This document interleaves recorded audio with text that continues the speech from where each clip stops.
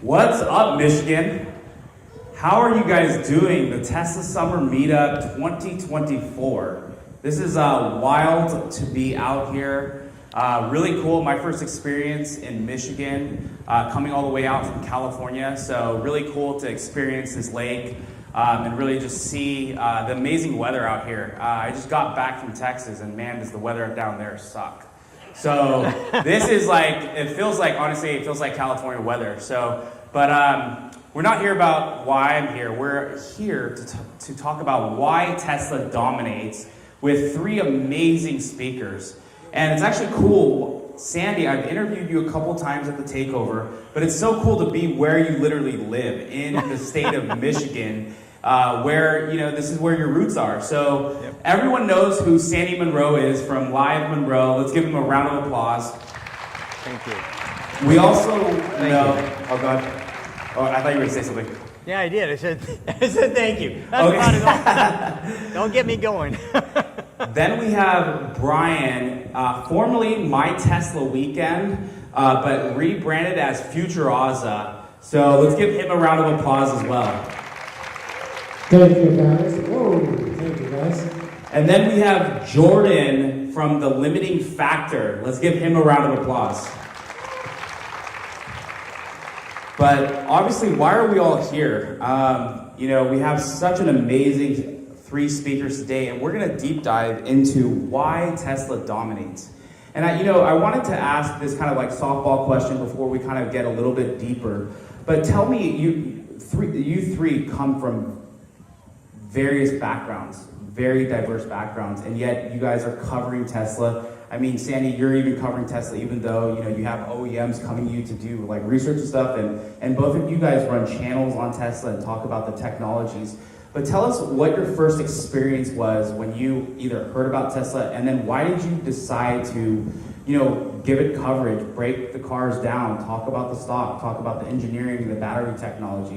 What differentiated Tesla when you were maybe covering other things, or maybe this was something that you used to like other things, and then next thing you know, Brian, you're running a whole channel on it. So obviously even rebranded. But so just tell me, Jordan, we'll start with you. Yeah, so I started, I learned about Elon Musk in 2015. And looking back even now, that seems like I was kind of late to the show. But there's a Wait But Why article on Elon and some of the things he was doing, and it just blew my mind, all the different things that he was involved in. And I started investing in Tesla, and around 2020, I was frustrated with the quality of the coverage on batteries. And so I just put a video out. People told me I was stupid. Then I got better, I improved, and then, kind of built the channel from there. So I always loved electric cars since electric cars were first really a thing. I've been following them forever, and this little company in California decided they were going to make them. And I was as convinced as anyone that they were crazy and that they were not going to make it. But bit by bit they did, and then there were some podcasts and some shows, and I figured, I'd follow them. And the more I followed them, the more I saw that this was a different story about a different company, and it was very exciting to me. I had a bunch of YouTube channels before, some more successful than others, and of course I was always watching them. In Jordan's early days, as you'll recall, I was one of his first direct contacts where I said, look, you don't know who I am, but here's like 5 quick things you can do. Adjust the camera like this, do something. And he's like, huh. So when it came time to ask for an interview, he's like, I will absolutely put you on my list. And I appreciated that. So it was great to watch your channel grow. And so I owned a 2008 Zen Electric. And if you don't know what that is, join the club. No one does. They were small and slow and terrible, but I loved it. And I got into it. I started covering it because I was seeing wrong things. I was seeing things that didn't make sense. And I figured I could shed more light and bring analytical skills, so I would try to predict when factories were finished, predict production, and I would use unusual metrics to do it. And for any of you who are watching those early videos, you know that a lot of that math actually worked out. So as unconventional as it was. And so that's how I did it. So I started looking at electric vehicles when we were consulting with General Motors, and There was a guy named Bob Stemple. He used to be the CEO of GM. And he said, we're not going to get anywhere with these electric vehicles because nobody really likes them here at GM. So we're going to put your company, so that's the whole of Munro, we're going to put you in with a guy named, forgot his first name, but Baker. And I need to have this thing actually work.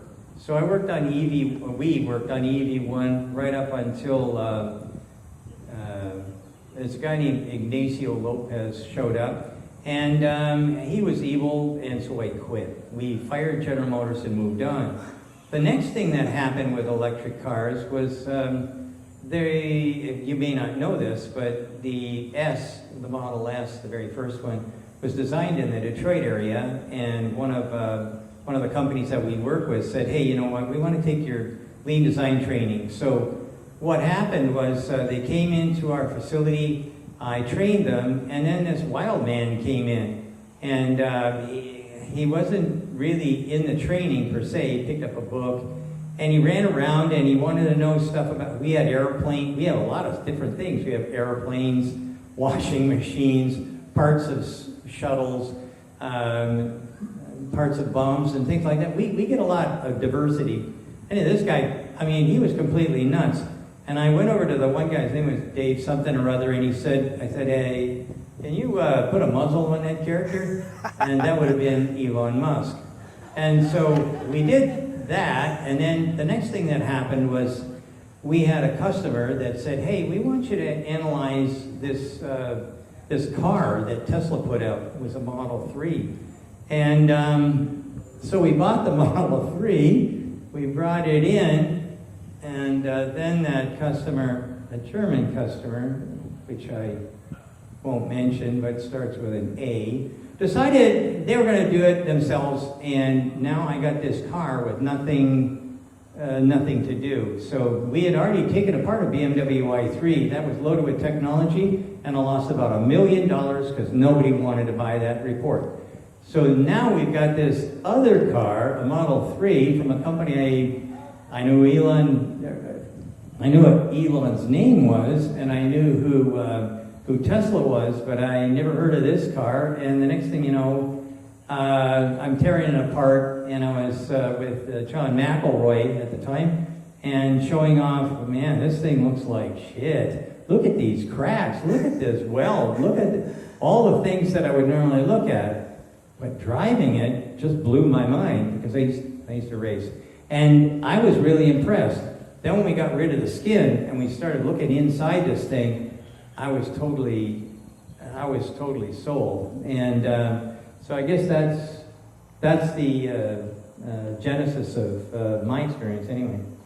Well, I think you all have shared various things about how Tesla has just differentiated itself. Jordan, to you, battery technology, how is Tesla different in general? I mean, they had Battery Day several years back.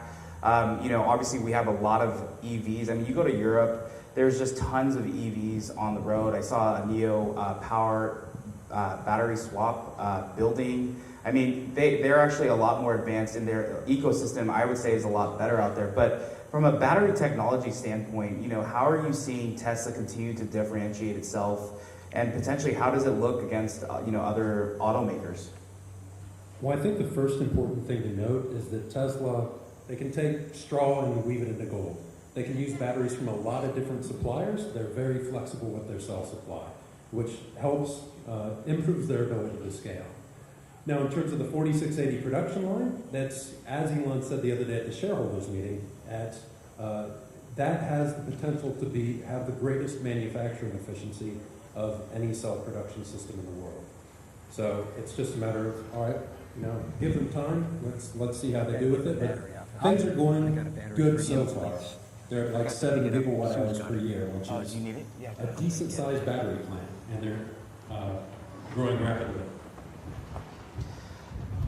Brian, Battery. How has Tesla differentiated itself? Yeah, Sandy will be right back in a minute. I need a battery. But how will Tesla differentiate itself when it comes to its overall technology, how it's approached just building its product and product development? What did you see? Because you are now, you've rebranded to be more general, right, with all EVs going to FutureAzA, right? You're no longer just focused completely on Tesla. But how would you say the product development and, Elon talked about at the shareholder meeting, they showcased, 2 or 3 other products that were covered and potentially unveiled in the next year or two. How have they approached things differently? So Tesla's a completely different company. You look at some of the older manufacturers, we were told for years and years that when GM comes along, they're going to flip a switch and they're going to make cheaper, better, faster, more comfortable, whatever, more luxurious cars. And of course, it's not that easy. The real difference is when Tesla and SpaceX are able to attract, and I'm sure many of you know this, the best and brightest STEM graduates. They do a survey every year. Where do you want to work? And SpaceX and Tesla routinely come out number 1 and 2. And that's because these are companies where where a person can work to their highest potential. Yeah, I could go to Audi or Volkswagen or GM, and I could maybe help push the product in the right direction. But you look at Tesla, and it doesn't matter who you are. If you have an idea that can work, bring it up and let's discuss it, and let's have maybe this gets into the car tomorrow. And a good example that I saw of that was when Sandy was looking at, I think it was the Model 3, it was the Model Y that you'd torn down, and then you saw another Model Y that had been made maybe 6 months later, and how many changes did you see? Thousands of changes, and not just in batteries, but everything. And what would that have been at Ford? Nada. Unfortunately, everything is based on a 4-year cycle, 48 months, and then you can implement a change. That's insanity. So if you're trying to develop a product and you have to wait 4 years to make it better, Crazy. It's crazy, and that's the big difference. Yeah. Sandy, it's actually been, I'm really glad I came out to Michigan, not only for this event, but just to experience the culture out here. But, woo! Michigan's amazing. It's been a pleasure to be out here, especially after coming from Texas. It's crazy. I was at Starbase and Austin, and the weather was just horrible. But Sandy, you have literally torn down, 4 or 5 Teslas, if not more. And you even brought a battery up here. If you want to get into the battery technology, this is the heart and the mecca of legacy OEMs, legacy auto. There's generations of people that live here that their parents have worked at Ford and GM and all these other companies. What has stuck out the most to you? Like, if you were to just summarize everything, and again, you just tore down a Cybertruck recently, and shout out, you got the Easter egg, found your name in the freaking truck, which is insane. But here we are looking at these Cybertrucks. I think there's over 15 here today. Even with this, what do you continue to see in Tesla, and how has the Cybertruck even changed that? Well, we've been talking about mechanical and electric and electronic things and chemical things like a battery. But actually, the guy that got his $84 or $85 billion the other day, he's the reason. Skip all the rest of that shit. Show me a leader. Show me a leader. If you show me a leader, I'll show you success. That's it. That's what it all boils down to. We can babble on about this stuff, but you think I knew about 48-volt systems when I was still at Ford 40 years ago. We wouldn't do it. Why? Well, because that's different. We've been talking about going from CAN bus to Ethernet. Why didn't we do it? Well, that's different. We knew about steer-by-wire. Anybody who's been on a plane, anybody who's been on any commercial plane, I'm looking around to see if there's anybody that's older than I am, and I don't see anybody. But if you flew on a biplane, that would be about the last thing in the planet that you could see where there was a connection between the yoke or the pedals and the ailerons and the flaps and the rudder. It just doesn't happen. everything is steered by wire. And yet, this is basically, there's an audio out there that does it as well, but why didn't we do that? Well, that could cost money. That might be dangerous. Lawyers, let me rephrase that. Let me put it in order. First, Wall Street, then marketing, then finance, then lawyers. That's the sequence you go through if you want to put something new in a car. Now let's look at it with Tesla. Let's see. Elon. Done. And by the way, I was going to talk a little bit about batteries, but I had to run and get this battery because this battery is going where? There you go. Okay, Jordan. Jordan is going to take that apart. He's going to cut it all up and unravel it and show you all kinds of pictures. You're going to see lots of stuff. And is Stanford, who is it? University of San Diego. University of San Diego. Even better. San Diego is maybe my favorite city on the planet.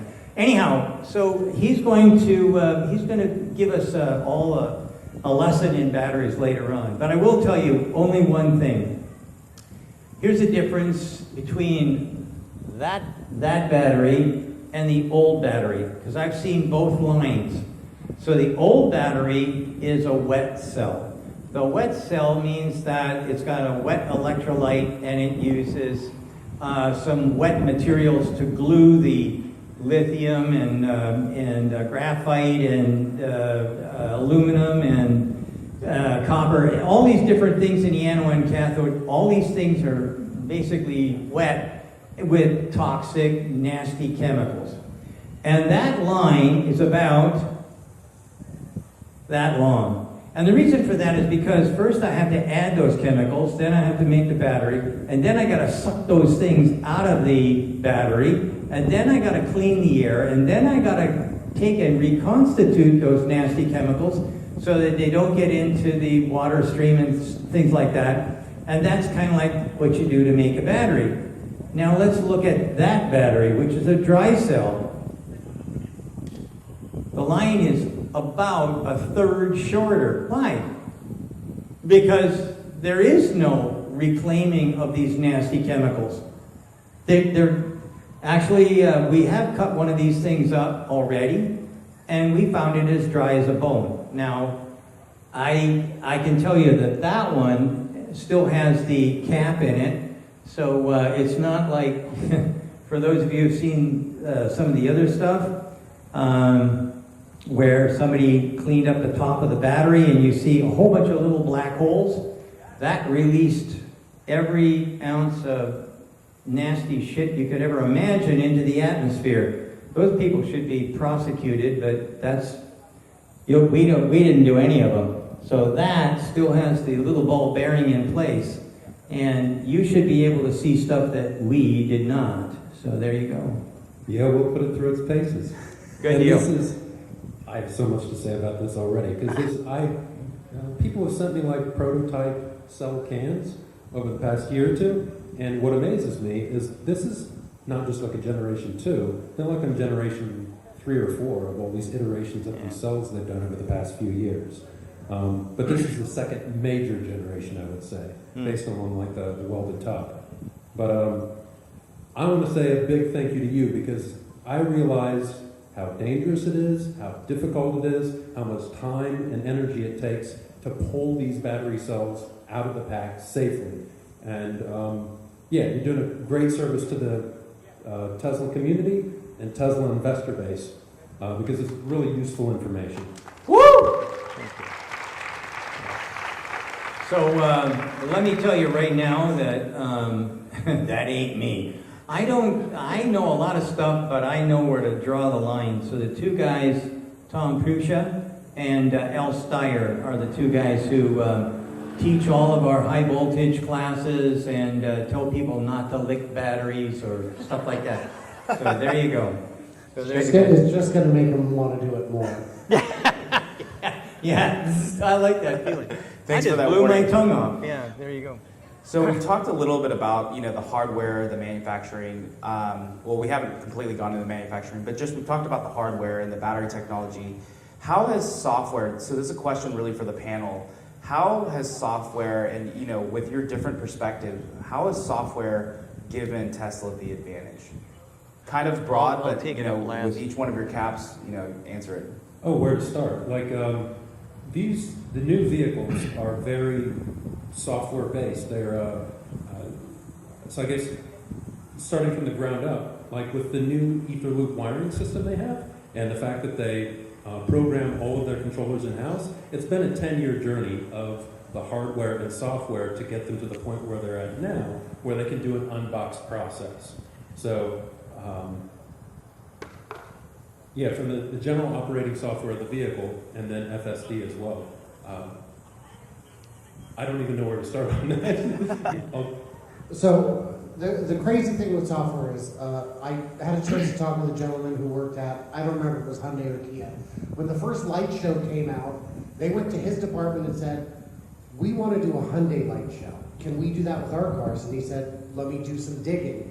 We're going to need to first understand what these lights in our car are, because we kind of don't. Then we're going to need to go up to the suppliers and ask them if their components can do it. And if they say yes, then we have to revalidate all the parts top to bottom. It's going to take 3 years and it's going to cost $2 million. And they said, well, that's insanity. We will never, ever do that. But when you have software in-house, good, competent, capable software, not like Volkswagen where they said, hey, what's a good number of people to work on our new program? How about 10,000? FYI, that's the wrong number. It's much too large. What Tesla was able to do when the parts crunch hit, when the supply shortage hit, is they said, hey, we need 10,000 of this. They said, that's gone. It's not available. They said, well, what do you got? And they're like, okay, we've got this. Ship it. Can you use it? No, but we will be able to by the time it gets here. So the chip shows up, and they throw it in the car, and it works because they've rewritten the firmware. They replaced the chips 19 times during the shortage to update and upgrade. 19 times. While the other guys are still going out to bid to find out how much it's going to be to rewrite for a chip that doesn't exist anymore. How do you compete with that? How do you compete with a company that can move that fast? And that's a software advantage that others are trying to get into, and I just don't know where you even start. So with software, you have to start with hardware.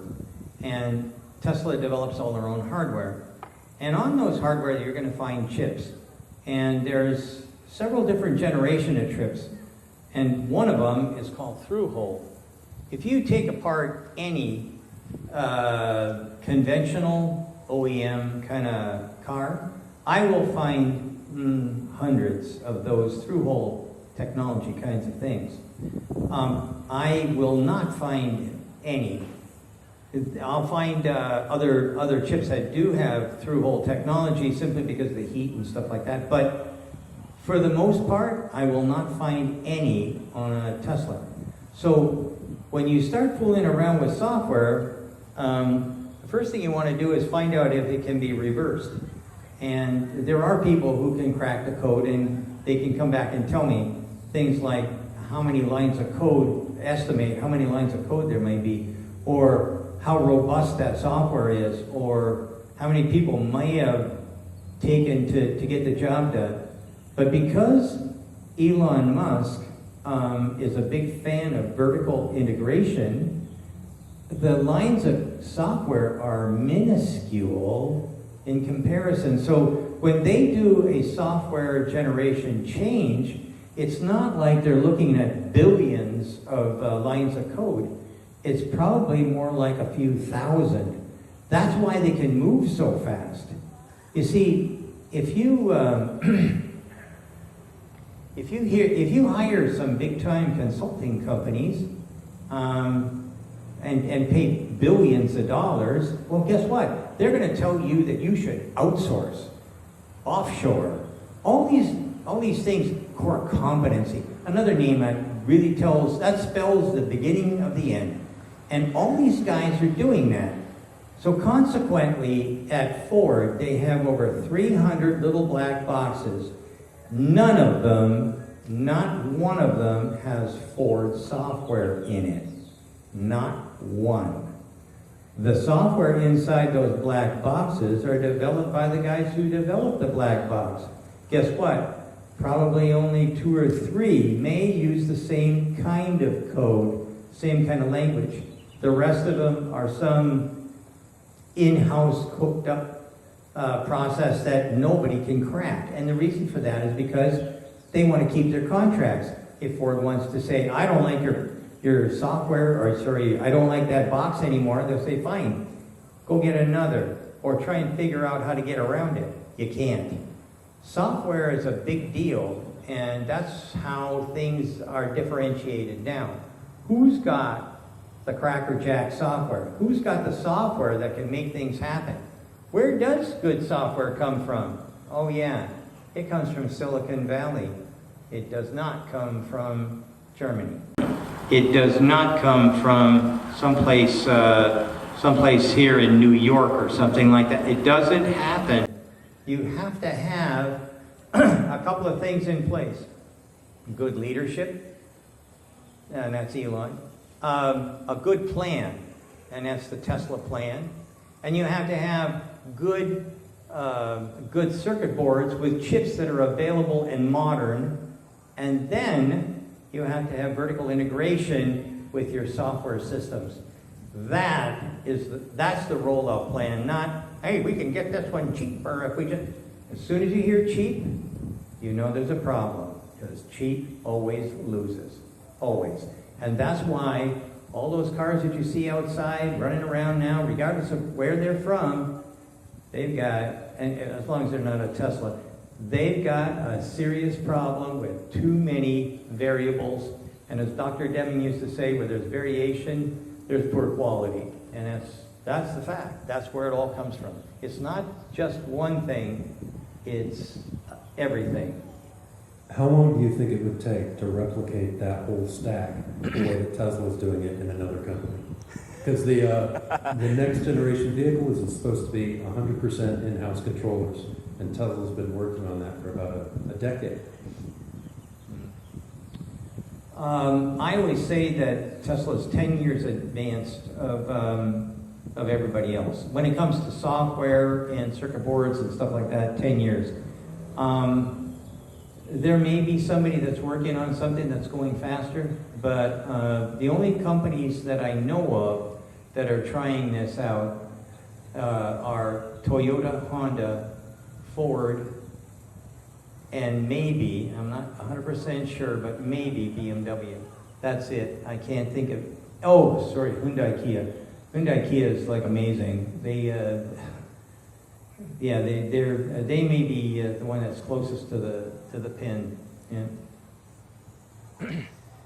What would you say are potentially new markets and products that Tesla, like, what's the next step? Because we have obviously energy and storage with their power walls and mega packs. We have the full sexy lineup with the Cybertruck now and the Semi, and then eventually the Roadster, and then the robot. But like, is there anything like, whether it's the next car, potentially the next break in technology that they need to execute on that you think will be vital for them to continue to stay ahead? And obviously, thankfully, I think even Elon's mentality is patents are stupid as much as they do it to protect themselves. But what would you say is the next thing that, you know, is important for Tesla to get into or to tackle? So I was in a physics class and the professor was showing us how to build a nuclear bomb. And a student raised his hand and said, wait, you're showing us how, this can't be legal, right? And he said, of course it's legal, because the difference between knowing how to build one on paper and knowing how to build one in practice is the entire thing. So when Tesla opens these patents, it doesn't mean that the competition will outcompete them. It doesn't mean they'll even catch up. It means Tesla's a moving target. So what is the next thing? Well, we're going to find out on August 8th, aren't we? And yeah, right? And the two things that I'm looking for are autonomy and robots. And what percentage of our lives would be impacted by those two things?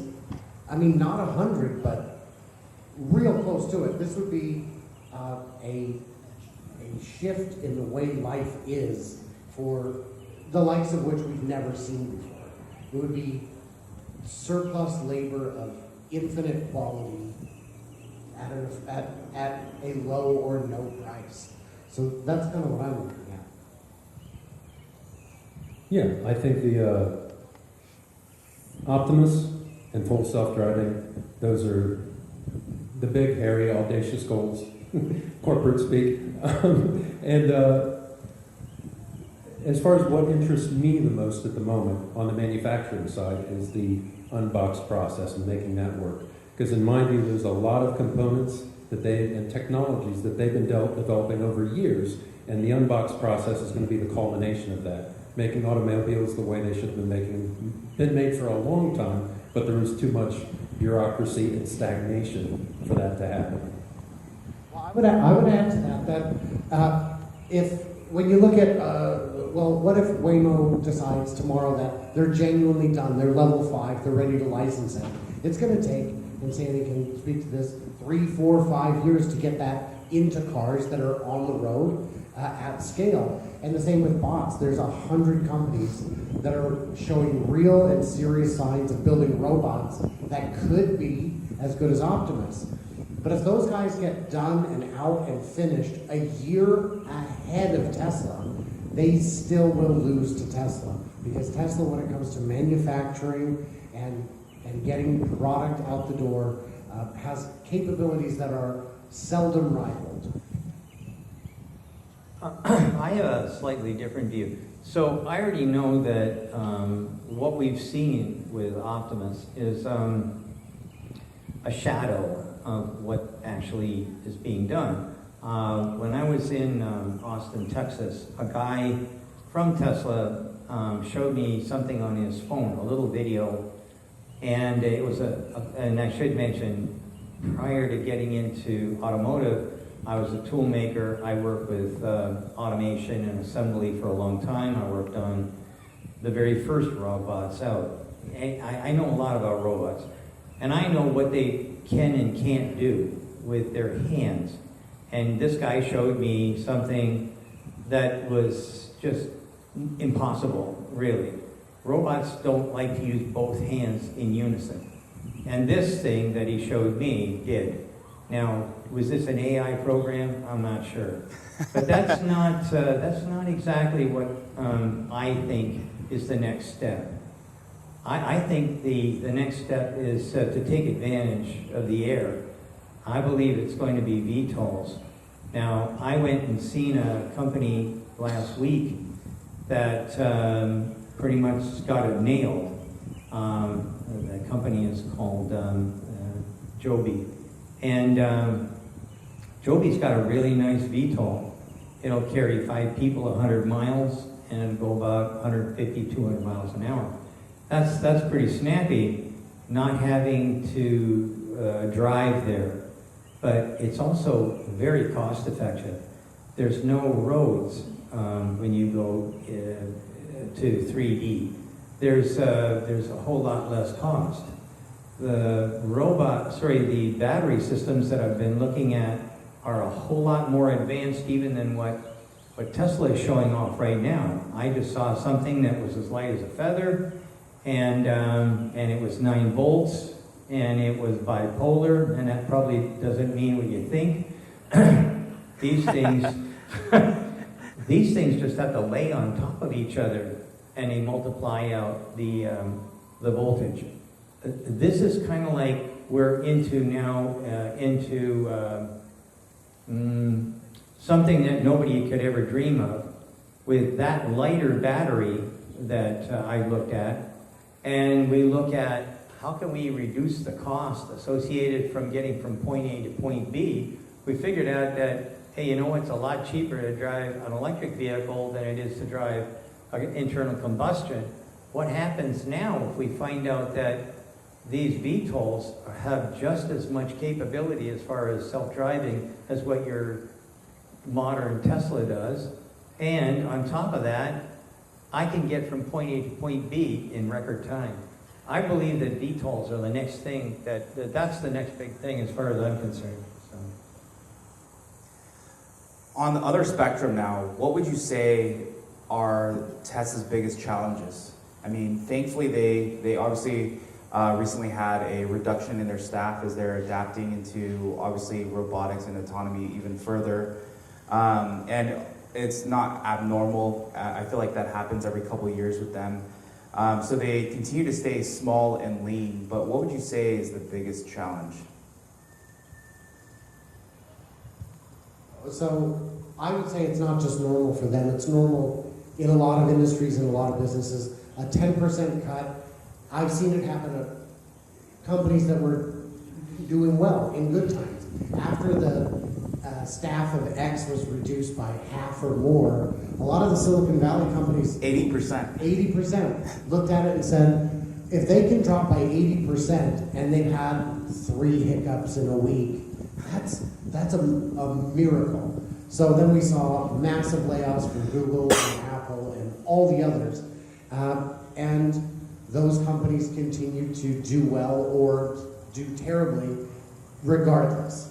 In terms of the layoffs, it's not, to me, a big deal. And we've already seen new job postings going up. So what they had to do is figure out, they pulled all the job postings because we don't know who we need and what they're doing yet. Next week we'll know who's in charge of each thing and what we need from there and keep growing.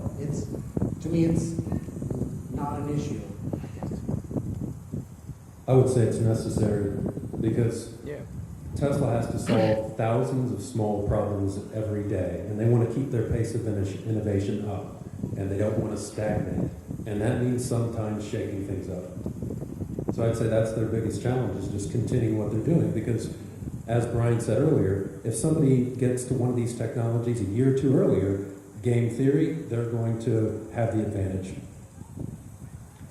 Well, those are interesting business things, but I think the biggest challenge that Tesla and EVs in general have is the US government, the German government, the French government, and pretty much every other government anywhere except for China.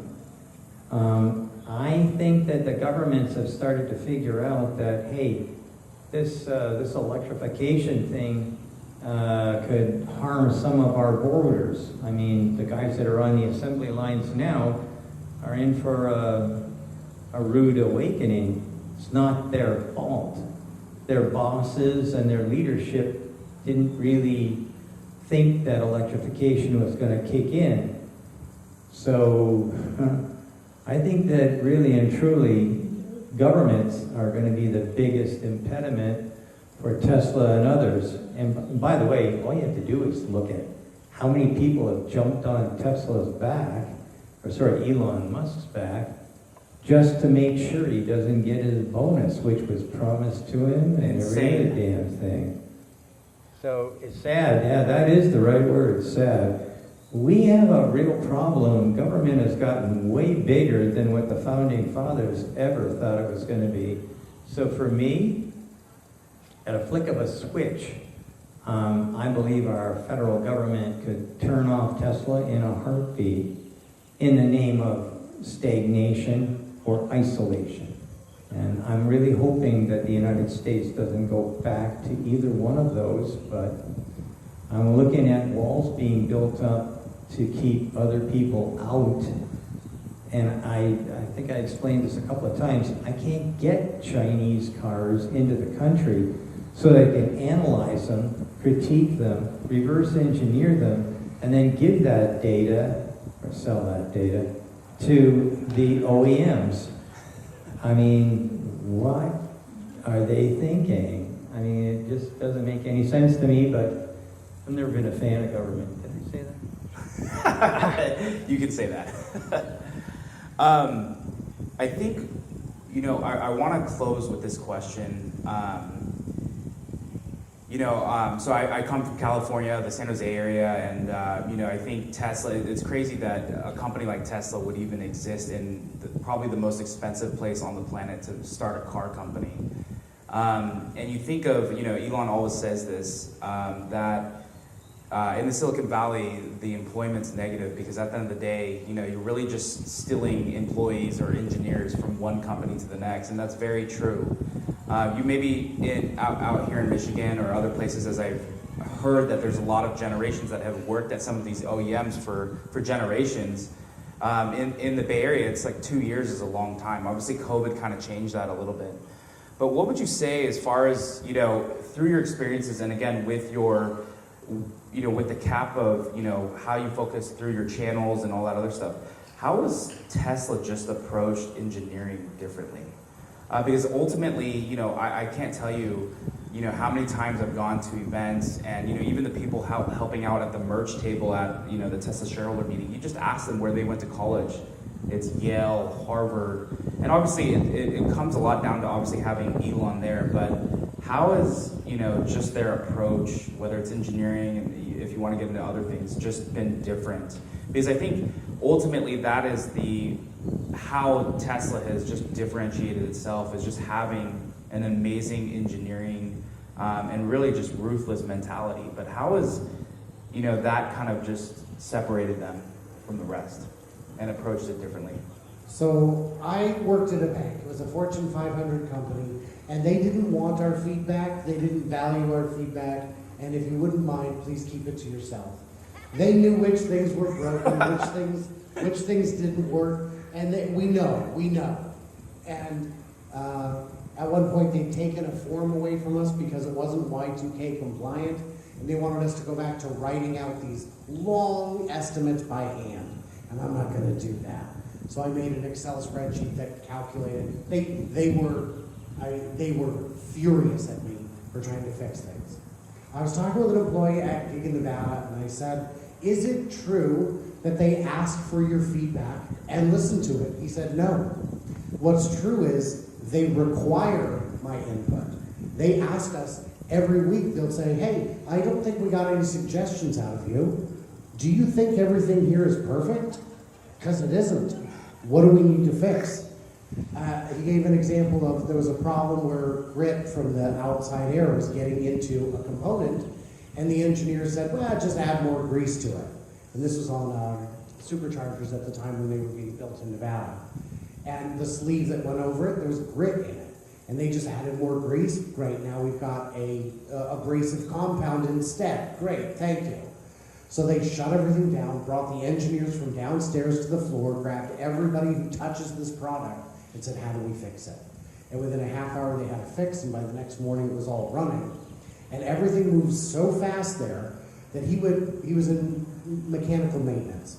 He took Friday off. He comes in Monday, and he's got a trouble ticket for line, section 26. And he goes, "What the hell is section 26? And he goes over there, and it's a new line that they put together to divert some parts. Out of spare parts they had this wasn't here on Thursday. And so things move that quickly. And that's an advantage that is gonna prove unstoppable until someone else can get on the same page. Yeah, I think it comes down, the engineering is an outgrowth of the culture. And I think it's question everything, do what's right, tell the truth, even if it hurts people's feelings and upsets them. You have to focus on what the mission and the goal is. Elon's good at painting a bigger vision to move everybody towards. Tesla has a very flat organization. In most companies, you'll see that there's different divisions. So this guy over here, he works in a motor division. This gal over here, she works in a transmission, and this guy is doing steering wheels and whatnot. Well, and then they've got a supervisor, and then they got a manager, and then they got a director, and then the directors report to a vice president, and then the 3 or 4 or 5 or 10 or 12 vice presidents get together, and they chew the fat, and then they'll get to the senior VP. Then the senior VP will talk to the president, and then the president will talk to the CEO. Kind of complicated. at the end of the day, Elon Musk wanders around. How's it going? What's happening here? How's that going?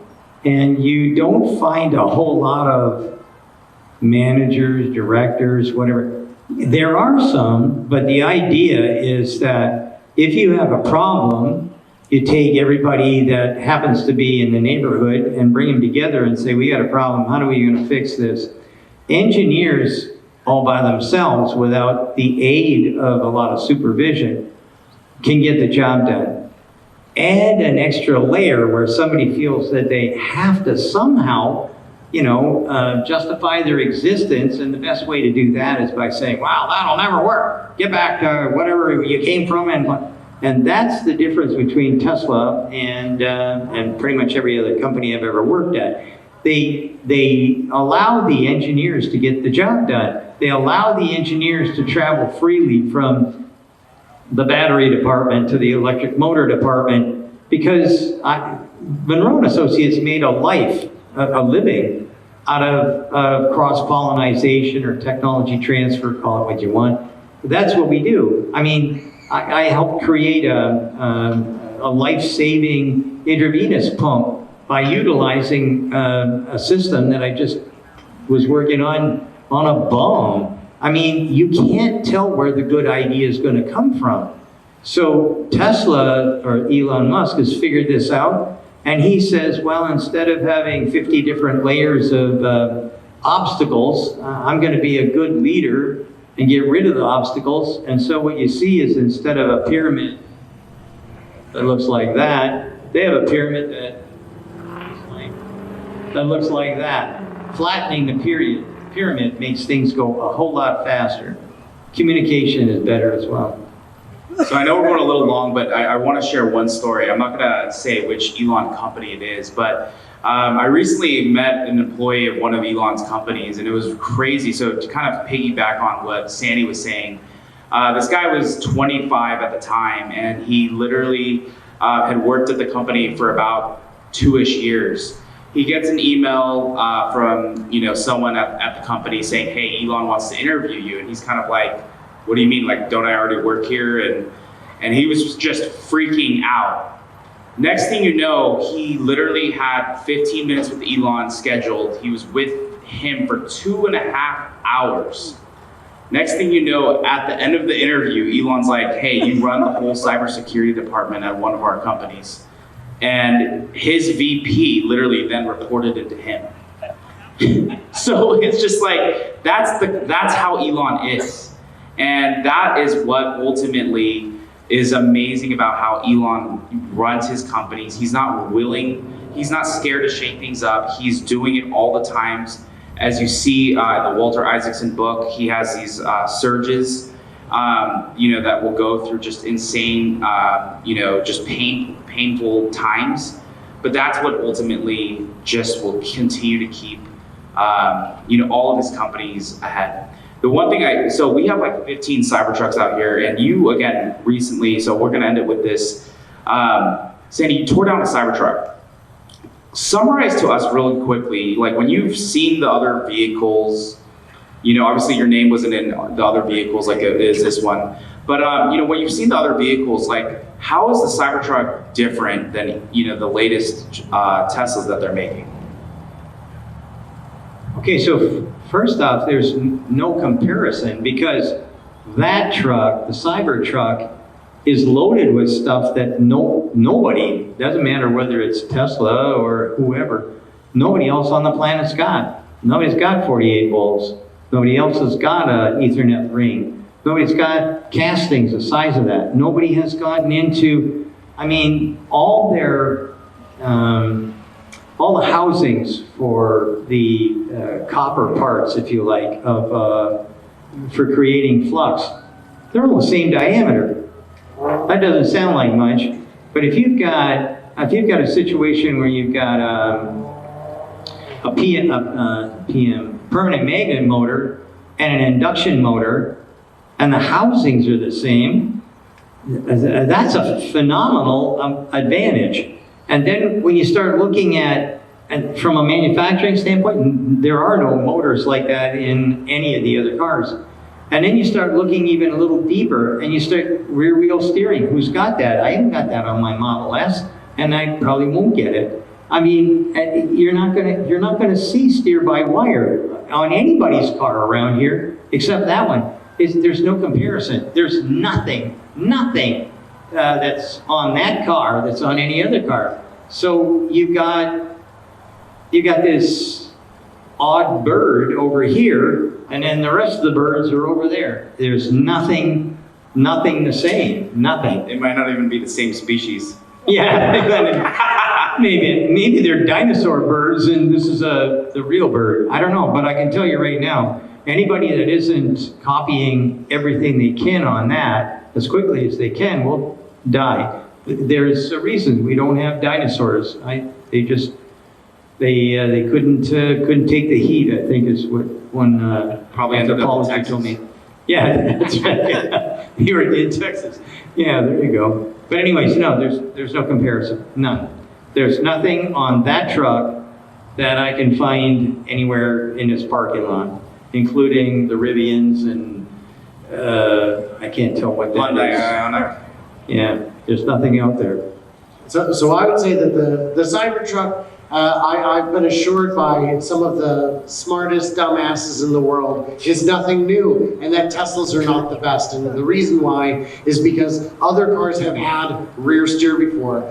You can add air suspension to other trucks. You can, if you get a 350, an F350, you can get this kind of torque. And all you have to do is Frankenstein 9 cars together, and you'll find that one has better range, one has better cargo space. Tesla is not the best in one category at a time. And of course, not every need is different, every use case is different. And so I don't see why the idea of any of these individual things that having existed before would negate the fact that they're all in the one machine. And it is, I mean, we don't have to tell you, it's pretty special. At the end of the day, every engineer that's worked in an automotive company has thought of, suggested, done experimentation or whatever about all this stuff. Where's the leader? I think I started this whole thing off with, where's the leader? No leader, no innovation, period. That thing's loaded with innovation. Nobody had the balls to put 48 volts in. Nobody had the guts to change it to steer by wire. Yeah, we all knew about it. We all wanted it. But then there's a supervisor and a manager and a director and a junior vice president and a senior vice president and a president and a CEO that has to say yes. Elon says, oh, good idea, and it's done. Usually in 2 weeks. 2 weeks, sorry. Jordan, any final thoughts on the Cybertruck? Yeah, it's set up for the next gen vehicle. There's a lot of technology that goes into that that's necessary for the next gen vehicle. And I think they use that as kind of a test bed, much like they use the Model S as a test bed for vehicles that came after it. I don't know where she is, but Kelly put this whole thing together. I don't know where she is. She's here, standing in the back. Can you stand, Kelly? I can't even see her. Yeah. So, Oh, okay, well, stand up, holler, and keep away or from yeah, that maybe you pole. should come out here so we can all clap. Yeah, for you. we really need to thank Sam. Come on over here, Kelly. Come on. Yeah, this is a lady who made all this stuff kind of come together and sweet talked my wife to make sure that, you know, I showed up. So there you go. Thank you, Kelly. Thank you. Let's give her a round of applause, guys. This is the person that put it all together. And I want to say a big thanks to Tony for keeping the sound on all day, making it run really, really great. Thanks to the volunteers at the car wash as well, raising good money for the NOAA project. Anyone in a blue shirt, please stand. And it's okay if you're standing in otherwise, but like all the people in the blue shirt, you guys are the ones that made this happen. And also thanks to you, John, for coming out, for bringing your expertise, your help, your contact, just your information, because if you don't know, John is the one who put together the X takeover in California, and it is the biggest and the best of this. This is the best we can do on short notice. You know, 1 year to get ready is a lot, and we couldn't have done it without you, and if you get a chance to go out to San Luis Obispo this year, next month, it's going to be a whole lot of fun, a whole lot of vendors, a whole lot of speakers. Some of the same usual suspects will likely appear. And I thank you, John.